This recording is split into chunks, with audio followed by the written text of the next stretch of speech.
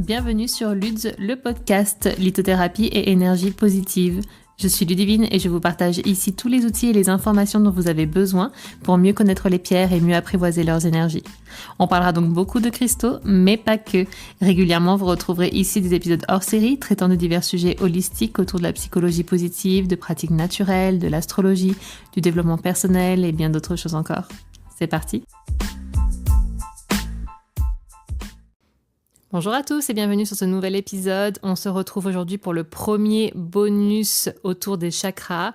J'espère que l'introduction globale autour des chakras, que les épisodes dédiés chakra par chakra déjà vous ont apporté beaucoup de clés et beaucoup d'informations.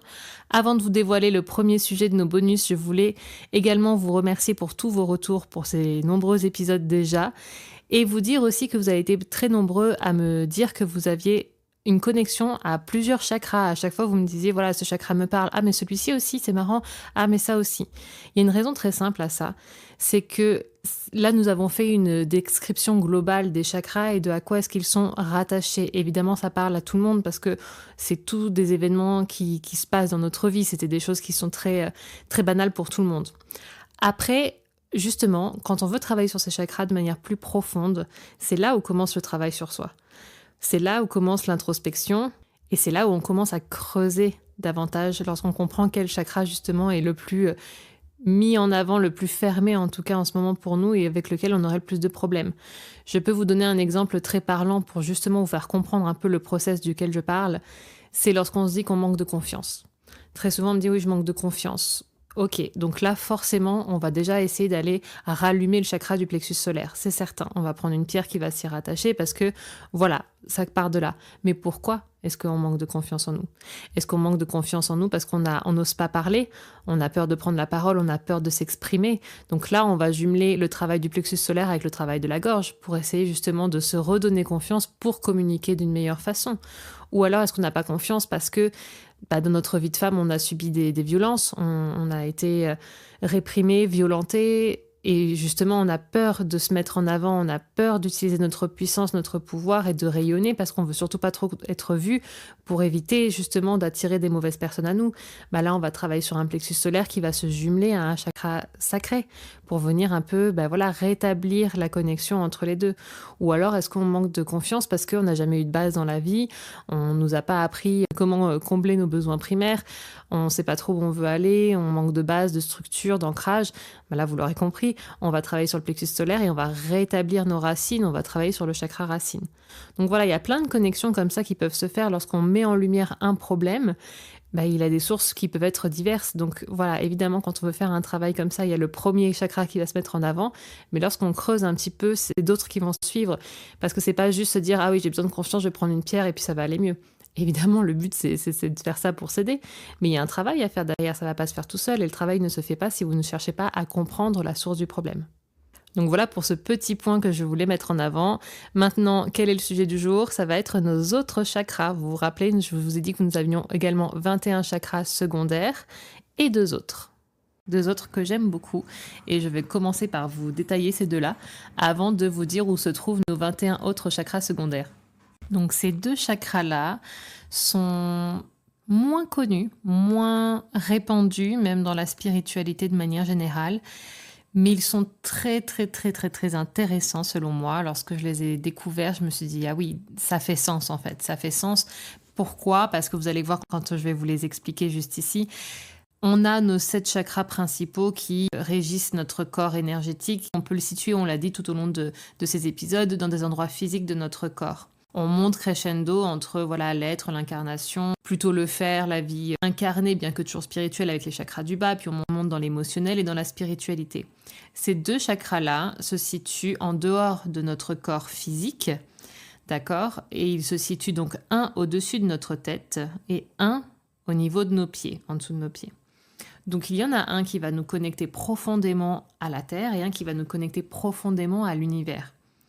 Donc là, on est dans la spiritualité plus, c'est au-delà de l'énergétique, c'est vraiment la spiritualité avec ces deux chakras-là. Et justement, ça vient compléter, selon moi, à merveille, le panel énergétique déjà très complet que régissent nos 7 chakras principaux. Donc, on va pas faire durer le suspense plus longtemps, quels sont ces deux chakras? On va commencer par le chakra le plus bas, qui s'appelle le chakra de l'étoile de la Terre. Donc ce chakra se situe à peu près 15 centimètres sous nos pieds. Ses couleurs sont encore une fois le noir, un peu comme le chakra racine, et le marron foncé. Et ce chakra-là nous connecte profondément à l'intérieur de la Terre, à Gaïa, comme on l'appelle. Donc c'est plus la Terre sur laquelle on marche, mais c'est plutôt la Terre dans son sens spirituel, dans son sens énergétique, comme une matière vivante. La Terre est vivante, on le sait tous, même si on n'est pas du tout porté sur l'énergétique. Donc là, ça c'est vraiment la connexion à l'âme de la Terre, vraiment à son essence, à son énergie, à ces sites sacrés, à ce qu'il y a sous la Terre également, donc vraiment le côté mouvant, le côté énergétique, c'est la connexion profonde aux cristaux. Les cristaux se forment toujours sous la Terre, donc c'est vraiment cette connexion à l'âme, à l'énergie qui se trouve au cœur de cette planète vivante sur laquelle on est, qu'est la Terre. Donc les personnes qui ont un chakra qui est très développé, c'est les personnes qui ressentent donc une connexion très profonde à la Terre, très profonde à la Terre comme un astre et non pas comme la Terre sur laquelle on marche tous les jours sans penser même qu'on est sur une planète ronde qui tourne autour d'un système solaire dans un univers complexe duquel on ne connaît pas un tiers des informations. C'est vraiment cette connexion à la Terre comme un astre énergétique. Les personnes également qui sont très connectées à ce chakra-là sont très connectées aux cristaux, justement, à l'énergie des cristaux, à la nature. Vraiment, ils ont une spiritualité qui est déjà développée et ils se sentent profondément connectés à la nature, que ce soit aux arbres, que ce soit aux animaux, que ce soit donc au règne minéral par les cristaux. Donc vraiment, on est très, très, très connecté à ça quand on a un chakra de l'étoile de la Terre qui est ouvert. Et évidemment, à l'inverse, quand on a un chakra qui n'est pas du tout développé à ce niveau-là, on marche sur la Terre sans y penser, sans penser encore une fois qu'on est sur un astre. On n'a pas de connexion particulière à la nature, pas de connexion particulière au règne minéral. On ne ressent pas l'énergie terrestre, on ne ressent pas d'énergie tellurique. On est coupé de ça. Voilà, c'est comme si vraiment on avait ces racines ancrées dans la Terre, elles sont coupées. On n'y connecte pas du tout. Très clairement, c'est quasiment 100% des gens, malheureusement. Je ne peux pas dire 100% parce qu'il y a vraiment des gens qui ont une connexion à l'étoile de la Terre qui est profonde. Mais la majeure partie est encore une fois très incarnée et même quand on commence à ouvrir sa spiritualité, on n'a peut-être pas encore une connexion profonde à cette énergie. Dès qu'on commence un travail de soi et qu'on commence à s'ouvrir à l'énergétique, petit à petit ça arrive. On se sent plus connecté à la nature, on se sent plus connecté aux énergies, encore une fois au règne minéral. On ressent une sorte d'ancrage lorsque l'on marche en nature. Donc là, ça commence à s'ouvrir un petit peu quand ces signes-là apparaissent. Donc, quelles pierres régissent ce chakra, me direz-vous, vu qu'on a dit beaucoup de pierres noires déjà pour le chakra racine? Les mêmes, en fait, tout simplement, pour les noirs en tout cas, donc pas les rouges. Pour les personnes qui sont très connectées à ces chakras-là, pour eux, le rouge, c'est le chakra racine, et le noir, c'est le chakra de l'étoile de la Terre. Le noir et le marron foncé. Donc, encore une fois, la tourmaline noire peut tout à fait se connecter, l'obsidienne noire, la pierre de chrysanthème. Mais là, on peut aller un peu plus en profondeur en parlant par exemple de l'hématite, de la magnétite, du quartz morion, du jade noir, des pierres qui sont très puissantes au niveau énergétique et qui sont justement noires et qui vont venir s'ancrer profondément à la terre. Le quartz morion, c'est un quartz fumé, marron très foncé et parfois noir.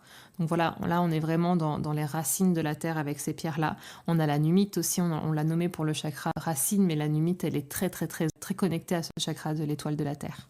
On a également les pierres argentées qui peuvent se connecter assez fort à ce chakra. Je pense notamment à l'obsidienne argentée, à l'hématite spéculaire, voilà des pierres qui sont vraiment argentées. Et donc vous l'aurez compris, l'autre chakra se trouve lui au-dessus de notre tête, environ 15 cm au-dessus. Et celui-ci, son nom c'est le chakra de l'étoile de l'âme. Donc autant le chakra de l'étoile de la Terre, vous l'avez compris, nous a connectés aux énergies telluriques, aux énergies terrestres. Là, le chakra de l'étoile de l'âme va nous connecter aux énergies célestes, réellement. Donc là, on est sur des couleurs qui sont transparentes, arc-en-ciel, blanc. Pour ces personnes, de la même manière que pour le chakra racine, le rouge était la couleur du chakra racine et le noir, la couleur du chakra de l'étoile de la Terre. Ici, pour ces personnes, le violet va rester la couleur du chakra coronal et le transparent, le blanc vont être les couleurs du chakra de l'étoile de l'âme. Va venir s'ajouter la couleur arc-en-ciel. Donc, un chakra qui est à ce niveau-là ouvert. C'est une personne qui va être, évidemment, vous l'imaginez, très connectée aux énergies de l'univers, également connectée à ses vies antérieures, aux annales akashiques, on en a un petit peu parlé précédemment, au karma, au but de la vie, qui va vraiment penser à son incarnation dans cette vie comme une mission, qui va être conscient d'être là aujourd'hui, mais d'avoir peut-être été là dans d'autres vies par le passé, qui sera peut-être là dans le futur, qui a une conscience de ce qu'elle va laisser sur Terre, et très connectée aux énergies vraiment du ciel à ce moment-là, donc encore une fois on les appelle comme on veut, mais qui a une ouverture spirituelle et cosmique qui est très forte. Ça va être également les personnes qui sont capables de faire des rêves lucides, des rêves prémonitoires, ce qui est d'ailleurs vrai aussi pour une personne qui aurait un chakra coronal très ouvert. Vous vous rappelez, nous l'avons dit, le chakra coronal est intimement lié aux rêves.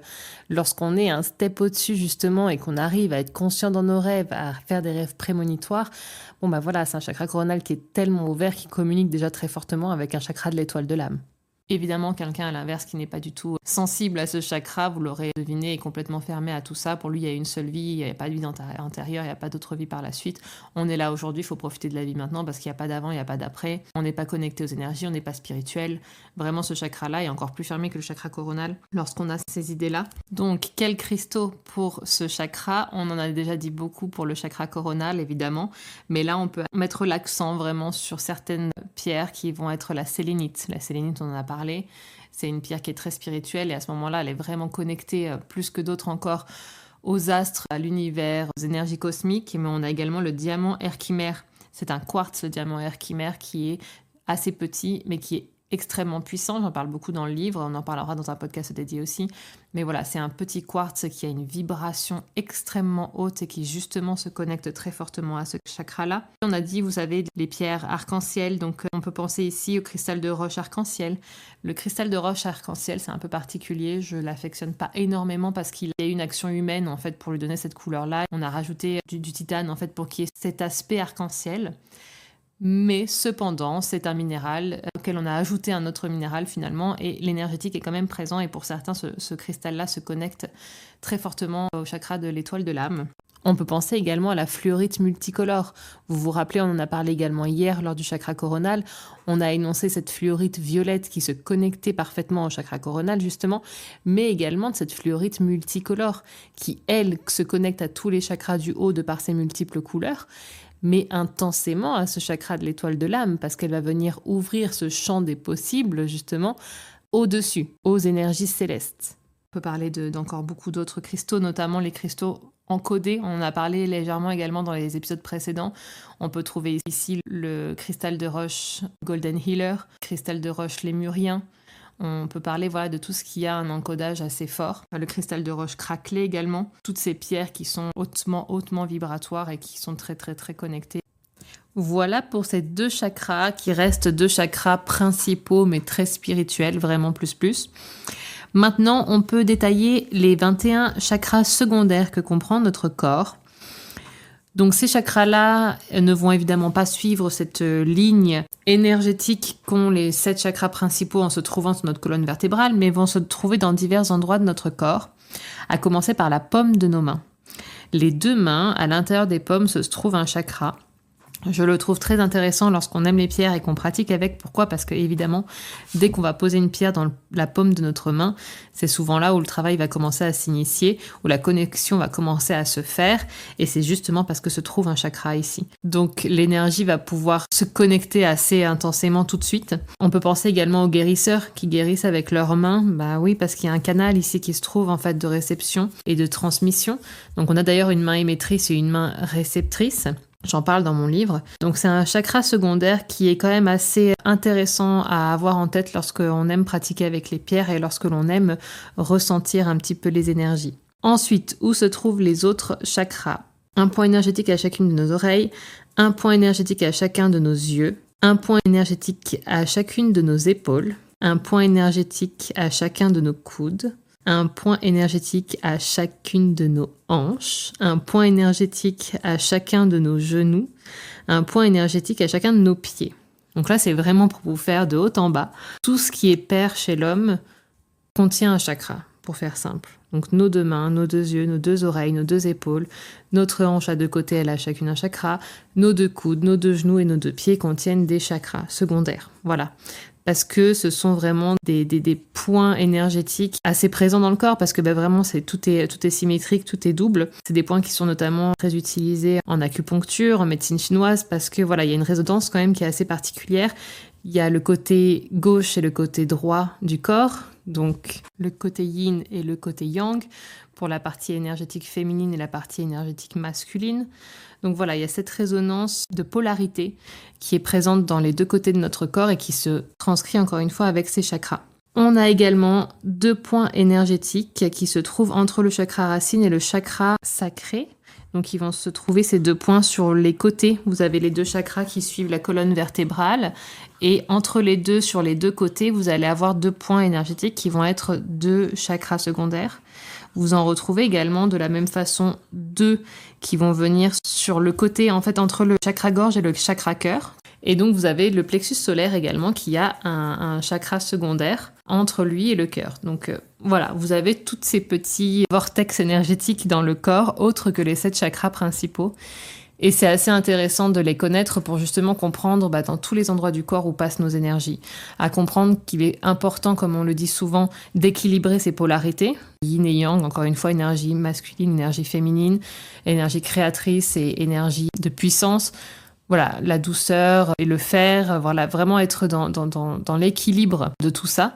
Ça se fait également avec l'équilibre de ces chakras et pas uniquement les 7 principaux, mais ça va se transmuter dans tous ces chakras secondaires qui se trouvent dans notre corps. Donc maintenant si vous êtes intéressé par ces chakras, à quoi est-ce qu'ils peuvent correspondre, donc là évidemment c'est très clair les organes auxquels ils peuvent être connectés sur le plan physique, mais là je peux vous inviter à vous tourner vers la médecine chinoise pour savoir justement si vous avez un dérèglement au niveau de la vue, au niveau des oreilles, au niveau de tous les chakras secondaires que l'on vient de dénoncer ici. Qu'est-ce que ça signifie ? La médecine chinoise est très très forte là-dedans, c'est une médecine ancestrale, donc qui va vraiment vous expliquer, venir pointer du doigt quel est peut-être le dérèglement, en tous les cas à quoi correspond ce dérèglement chez vous et comment y remédier ou alors l'adoucir avec des techniques assez simples au quotidien. Ça peut passer tout simplement par l'alimentation. Vous savez, on a des aliments qui, quand on les regarde un peu mieux, physiquement correspondent à un organe de notre corps. Par exemple, quand on coupe un champignon en 2, on dit facilement qu'on dirait une oreille. Le champignon va être très bon pour le côté auditif. Quand une carotte, on la coupe en son centre, on voit très clairement comme une pupille, comme une iris. Et on dit que les carottes sont très bonnes pour la vue. Donc il y a plein de choses comme ça qui peuvent vous aider à venir réguler certains maux que vous avez peut-être sur le plan physique. Et comme on parle de plan physique, je ne vous conseille pas des pierres pour réguler ça, mais justement plutôt que la médecine chinoise, si vous voulez une médecine douce. C'est très intéressant de se plonger dans ce sujet-là si ça vous intéresse. Ce n'est pas le mien, j'aime beaucoup ça, mais je vous conseille de vous tourner vers un praticien énergétique officiel dans la médecine chinoise si ça vous intéresse. J'espère que ce podcast bonus numéro 1 vous aura plu, vous aura encore une fois apporté des informations et des clés pour votre quotidien. Je vous souhaite une très belle journée, je vous dis à demain pour le 2e épisode bonus de cette série 10 jours, 10 podcasts.